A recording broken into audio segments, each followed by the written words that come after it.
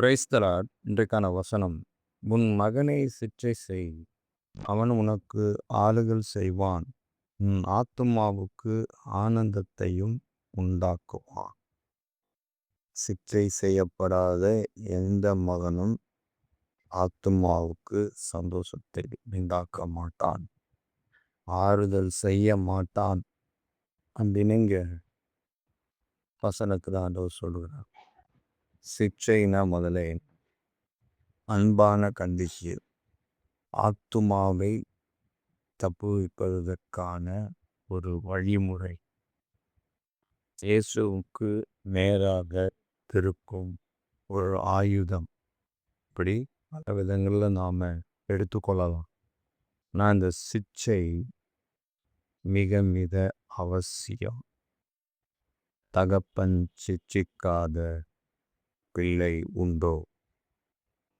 எப்படி நம்மை கர்த்தர் சிட்சித்து நம்மை மனந்திரும்புதலுக்கு நேராக நடத்தி தன் வழியிலே போதித்து சேர்த்து கொள்கிறாரோ, அதை போல நாமும் சிட்சை என்பது ரொம்ப காயப்படுத்தி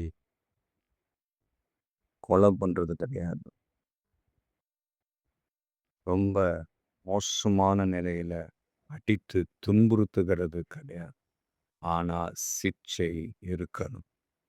அன்பான ஏன் இந்த கண்டிப்பு இருக்கு அப்படின்னா, தன் பிள்ளைய நரகத்திற்கு தப்புவிக்கணும், தன் பிள்ளைய சரியான பாதையில் நடத்தணும், தன் பிள்ளைய ஆத்துமாவிற்கு நேராக தேவனுடைய அந்த வழியின் ஆத்துமாவிற்கு நேராக நடத்தணும். அதற்காக தான் சிற்றை செய்கிறது. பிரம்பை கையாடாதவன் தன் பிள்ளையை பகைக்கிறான். பிரம்பு சேவதான், அது சரியான நேரத்தில் பயன்படுத்தணும். அப்படி பயன்படுத்தும் போது தான் பிள்ளை அங்கே தப்புவிக்கப்படுவான். இந்த பிள்ளையை கர்த்தர் நமக்கு கொடுத்திருக்கிறார், எனக்காக வளர்த்திடுன்னு கொடுத்திருக்கிறார். எப்படி பார்வோனின் மகள் மோசேயின் தாயினிடத்திலேயே கொடுத்து இந்த பிள்ளை எனக்காக வளர்த்திடுன்னு கொடுத்தாலோ, அதே போல கர்த்தர் நம்மிடத்திலே கொடுத்திருக்கிறார். எனக்காக வளர்த்திடு, பரிசுத்தவானாய் மாற்றிடு, என்னுடைய பிள்ளையாக மாற்றிடு, எனக்காக அவனை எழுப்பி கொடு, வளர்த்து கொடு, சுத்தமானாய் காத்து கொடு அப்படின்னு சொல்லி ஆண்டவர் நம் கையில் தந்திருக்கிற அந்த பிள்ளையை நாம் சரியானபடி வளர்க்கணும். பிள்ளையை வளர்க்க தவறி விட்டோமானால் அந்த பிள்ளையினுடைய ஆத்துமா அழிந்து போகும். அது அழிவுக்கு போனால் நாம் கர்த்தருக்கு முன்பாக குற்றவாளிகளாய் நிற்போம். அதை ஒரு நாளும் மறந்துவிடக்கூடாது. அது மட்டுமல்ல, அந்த பிள்ளையின் ஆத்துமா நரகத்துக்கு போய் நித்திய வேதனையை சுதந்திரித்து கொள்ளும். அதற்கு நாம் பங்குள்ளவர்களாய் மாறிவிடுவோம். அந்த பலிக்கு பங்குள்ளவர்களாய் நாம் மாறிவிடுவோம். அந்த வலி நம் தலையின் மீது சுமரும், அந்த இரத்த பலி. அதனால ஏதோ அசட்டையா பிள்ளைகளை வளர்க்கக்கூடாது. பிள்ளைகளை நடத்த வேண்டிய வழியிலே நடத்த வேண்டும். சரியான காரியங்களை போதித்து நடத்த வேண்டும். என்னென்ன சரியான காரியங்கள் இருக்கோ அதெல்லாம் விட்டு தேவையற்ற காரியங்களை, பிரயோஜனமற்ற காரியங்களை பிள்ளைகளிடத்தில் போதித்து நடத்தி கொண்டிருக்கிறோம். எத்தனை பேர் இந்த வேத வசனத்தை வாசிக்க சொல்லி தன் பிள்ளைகளை வலியுறுத்தியிருக்கிறோம். தினமும் வேதத்தை வாசிக்கணும், தினமும் ஜெபிக்கணும், தினமும் ஆண்டவர் சமூகத்திலே போய் அமரணும், ஆண்டவருக்காக உன்னையே ஒப்பு கொடுக்கணும்னு எத்தனை பெற்றோர்கள் இன்னைக்கு சொல்லி கொண்டிருக்கிறார்கள்.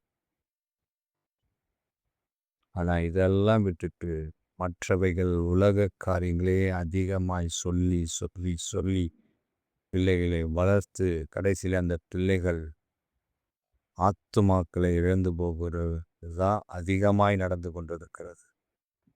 காரணம் அங்கே ஆண்டவருடைய வார்த்தை இல்லை, ஆண்டவருடைய வழி இல்லை. அதற்கு மாறாக உலக வழியும் உலக வார்த்தைகளையும் பிள்ளைகள் கேட்டு வளர்றாங்க. முதல்ல பெற்றோர்கள் இங்கே செய்ய வேண்டியது, பிள்ளைகளிடத்தில் ஆண்டவருடைய வார்த்தையை கொண்டு செல்லுங்க, ஆண்டவருடைய வழியை கொண்டு சொல்லுங்க, ஆண்டவருடைய சித்தத்தை கொண்டு சொல்லுங்க, ஆண்டவருடைய தேவையை கொண்டு சொல்லுங்க, ஆண்டவருடைய விருப்பத்தை கொண்டு சொல்லுங்க. அப்படி போதித்து நடத்துங்க பிள்ளைகளை. அப்படி போதித்து நடத்தும்போது அந்த பிள்ளைகள் ஒரு நாளும் அதை விட்டுவிட மாட்டாங்க. முதிர் வயதிலையும் அதை கை கொள்வாங்க.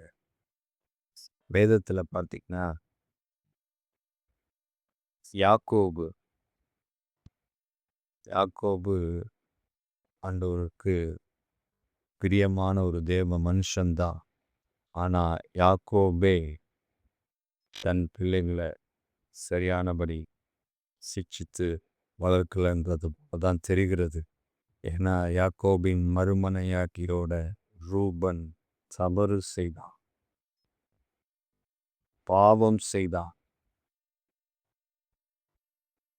ஏன் இப்படி ஒரு எண்ணம் வந்துச்சு? ஏன் இப்படி ஒரு பாவம் நுழைந்தது?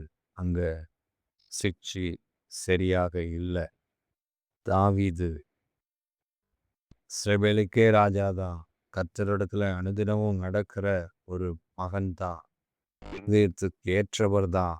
ஆனாலும் தன் பிள்ளைகளை சரியானபடி சிச்சித்து வளர்க்காததினால தன் பெண்ணையே தன் மகன் பாலியல் வன்கொடுமை செய்கிறான். தன் மகனையே தன் மகன் கொலை செய்கிறான். தன் மகனே தனக்கு எதிராக தகப்பனையே கொலை செய்ய எதிர்த்து வருகிறான்.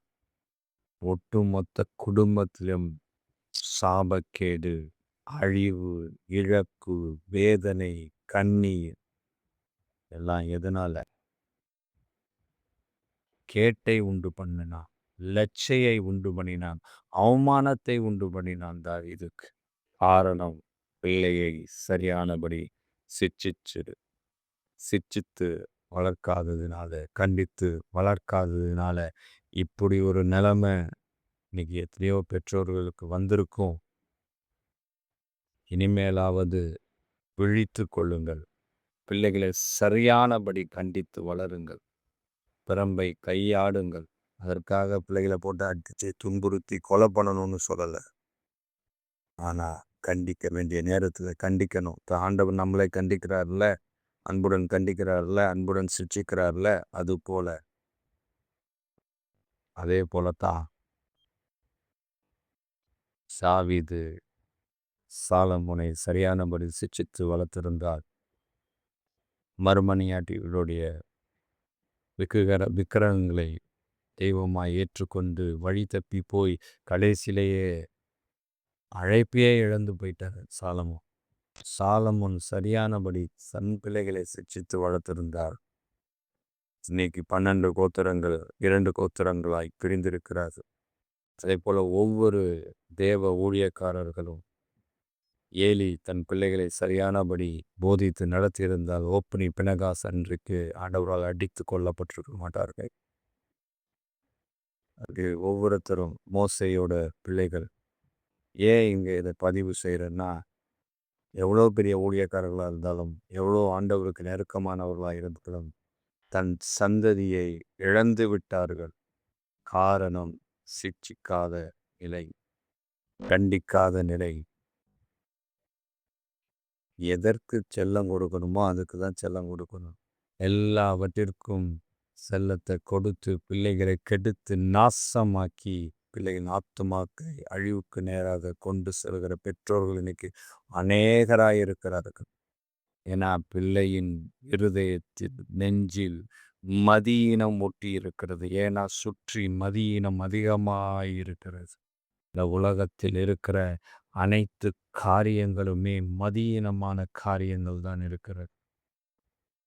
அதுவும் இப்ப ரொம்ப ரொம்ப மோசமான மதியீனங்கள் பிள்ளைகளுடைய இருதயத்தில் பற்றி பிடித்து கொண்டிருக்கிறது. அதை தண்டனையின் பிரம்பு தான் அகற்றும். அப்பொழுதுதான் அந்த பிள்ளை தன் தகப்பனுக்கோ தாய்க்கோ மகிமையும் சந்தோஷத்தையும் ஆனந்தத்தையும் கொடுப்பான். இல்லை என்றால் தன் தாய்க்கோ தன் பிள்ளைக்கோ தன் தகப்பனுக்கோ அவன் அவமானத்தையும் லட்சியையும் தான் தேடித் தருவான். நீங்கள் உங்கள் பிள்ளைகளை எப்படி வளர்க்கிறீர்கள்? கர்த்தர் கேட்கிறார். காதுள்ளவர்கள் கேட்க கடவர்கள். ஆமென்.